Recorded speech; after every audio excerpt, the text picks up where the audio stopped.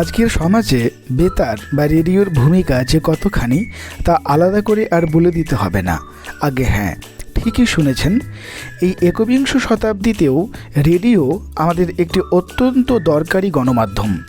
কিন্তু দুঃখের বিষয় হলো আজ অনেকের বাড়িতেই রেডিও নেই।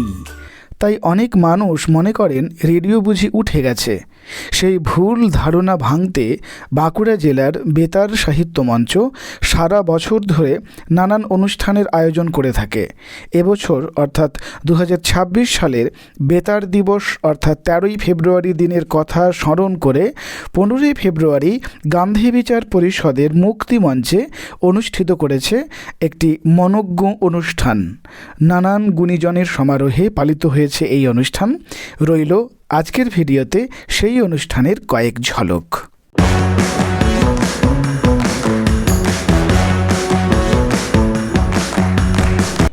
বাঁকুড়া বেতার সাহিত্য মঞ্চের উদ্যোগে ওয়ার্ল্ড রেডিও ডে পালিত হচ্ছে বাঁকুড়ার গান্ধী বিচার পরিষদের একটি সভাকক্ষে। আপনাদের সেই খণ্ডচিত্র দেখাবো, কারা উপস্থিত রয়েছেন এবং কিভাবে এই বেতার দিবসটিকে পালন করছে বাঁকুড়া বেতার সাহিত্য মঞ্চ। চলুন দেখা যাক।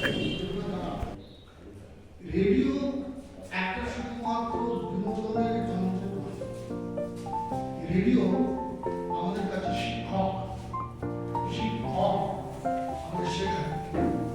সারাদিন ধরে যে সরকার আমি খুব একটা গণমাধ্যম গণরঙ্গে একটা কথা চলছে গণমাধ্যমকে প্রাথমিক সবার সুরটি তিনি বেঁধে দিলেন, যে সুরটি অসংখ্য বন্দ্যোপাধ্যায়ের স্বরে আমরা সেট করেছিলাম। তো আমাদের শুরুর একটি কাজ বাকি আছে। আপনারা অনেকে জানেন আমরা ছোট্ট একটি ম্যাগাজিন, যাকে বলে আক্ষরিক অর্থে লিটল ম্যাগাজিন, আমরা একটি ফোল্ডার ম্যাগাজিন করে থাকি। বরাবর চলছে সেই ফোল্ডার ম্যাগাজিন আজকে তার উন্মোচন হবে। আমাদের একটা ধারণা হয় যে রেডিওর পরিবর্তন বা একটা চেঞ্জ হচ্ছে, আমাদের সবারই চেঞ্জ হচ্ছে, বয়সের চেঞ্জ হচ্ছে। উনি যে আকাশবাণী মৈত্রী চ্যানেল শুরু হওয়ার থেকে আজ পর্যন্ত 9 বছর কমপ্লিট হয়ে গেছে।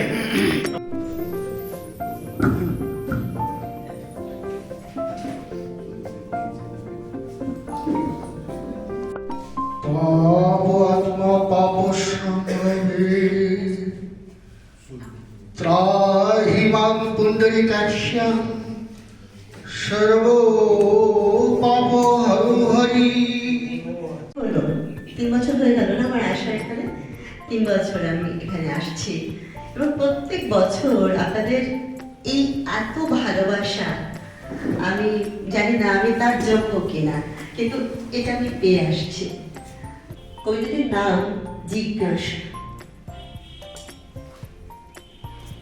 যদি এই হৃদয়ের রংটুকু নিয়ে কোনোদিন বাতাস উদাস হয় আকাশ রঙিন। আমাদের নিখিল ভারতের অধ্যাপক রামপ্রসাদ বিশ্বাস, তিনি শুরু থেকে আছেন। আরো ছিলেন নিখিল ভারত বঙ্গ সাহিত্য সম্মেলনে উৎপল মুখোপাধ্যায় ছিলেন, শুরু থেকে ছিলেন, তিনি আমাদের মধ্যে নেই।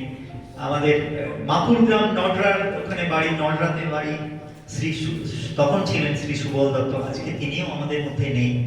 তারপরে জ্ঞানশঙ্কর মিত্র স্যার ছিলেন, আমাদের শ্যামল দাস, শ্রী শ্যামল মিদ্যা, তিনি ছিলেন শুরু থেকে।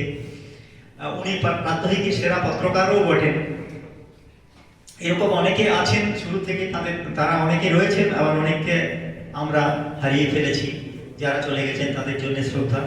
তো সেই থেকে বেতার সাহিত্য মঞ্চ একটা নিজস্ব গতিতে চলছে। আপনারা সমর্থন করেন, আপনারা আমাদের সঙ্গে থাকেন। অধ্যাপক পরে এডুকেশন ডিপার্টমেন্টে দিয়ে হচ্ছে টিচারিটা দেখিল অধ্যক্ষের কাজ, কিন্তু ওদের ওখানে বলা হয় টিচার ইনচার্জ। যাই হোক, আপনারা যারা আছেন শিক্ষার সঙ্গে যুক্ত থাকলে কোথাও গেলে ছাত্রছাত্রী AI and radio, artificial intelligence and radio. Artificial ইন্টেলিজেন্সের মাধ্যমে চেষ্টা করা হচ্ছে রেডিও যারা শোনেন বা রেডিওতে যা যা প্রোগ্রাম হয় সেইগুলোকে আরো বেশি আধুনিক থেকে আধুনিকতর হয়ে আধুনিক দমের পথে নিয়ে যাওয়া। কিন্তু অরিন্দমের সঙ্গে আমি একমত। আমি ইনফ্যাক্ট একটা ছোট নোটস টাইপের, যেমন কলেজে নোটস নিতাম যখন স্যারেরা লেকচার দিতেন, সেই হিসেবে একটা নোটস করতে করতে আমি একটা ভাবছিলাম যে আমি একটা পার্টিকুলার বিষয় নিয়ে হারানো দিনের গান করব। যেমন এই মাসে আমি করলাম আমার সকল প্রিয়জন, বেশিরভাগ মানুষকেই আমি আজকের উপস্থিত যারা রয়েছেন বেশিরভাগ মানুষকেই আমি চিনি, এবং সাধন কাকু তো আমাদের পাড়ার কাকু, আমার বাঁকুড়ার বাড়ি যে পাড়ায়, সেখানে কাকু উনি, আমরা একসঙ্গে পাড়ায় অনেক অনুষ্ঠানও করতাম সেই সময়। আমরা ছোটবেলা থেকে আমাকে দেখছেন।